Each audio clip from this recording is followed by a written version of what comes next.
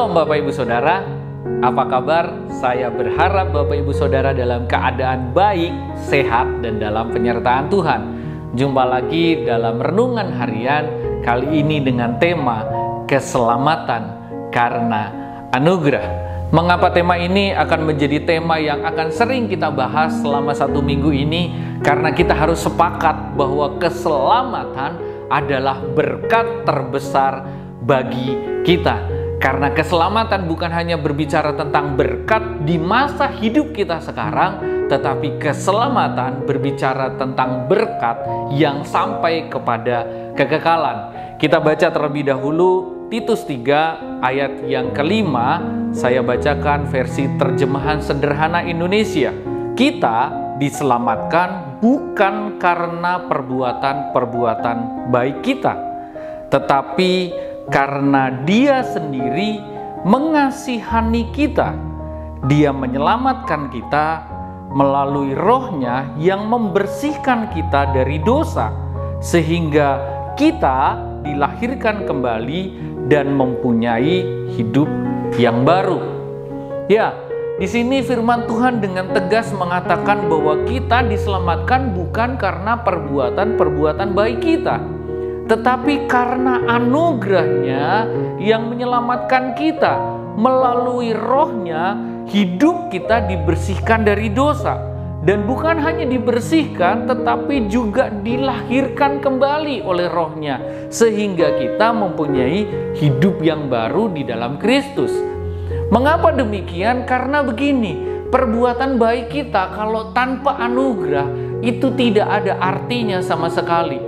Bahkan kalau kita membaca dalam Titus 3 ayat yang ketiga, versi terjemahan sederhana saya bacakan, karena dulu kita pun adalah orang bodoh yang tidak taat kepada Allah. Kita sesat dan terikat oleh bermacam-macam keinginan yang hanya menyenangkan tubuh jasmani. Kita juga penuh dengan iri hati dan rencana jahat. Orang-orang membenci kita dan kita membenci mereka. Sedemikian buruknya keadaan kita tanpa anugerah Tuhan.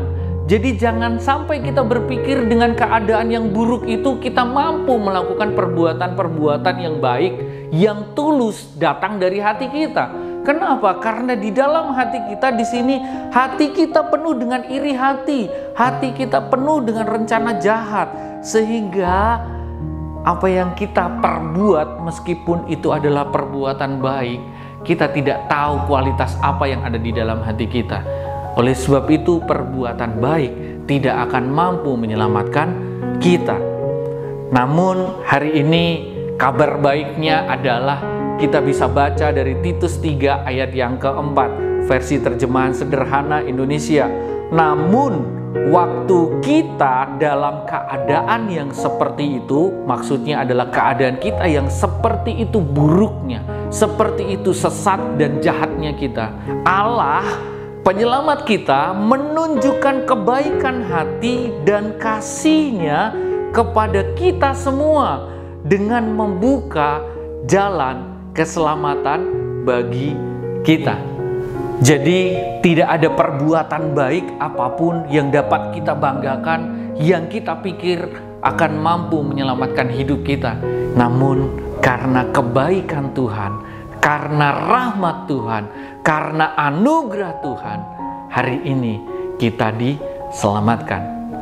Selamat menikmati kasih karunia yang Tuhan beri, yaitu keselamatan. Bukan hanya pada masa hidup kita sekarang, namun keselamatan sampai kepada kekekalan. Itulah yang Allah janjikan kepada kita. Hiduplah dalam kasih karunia yang menyelamatkan itu. Immanuel.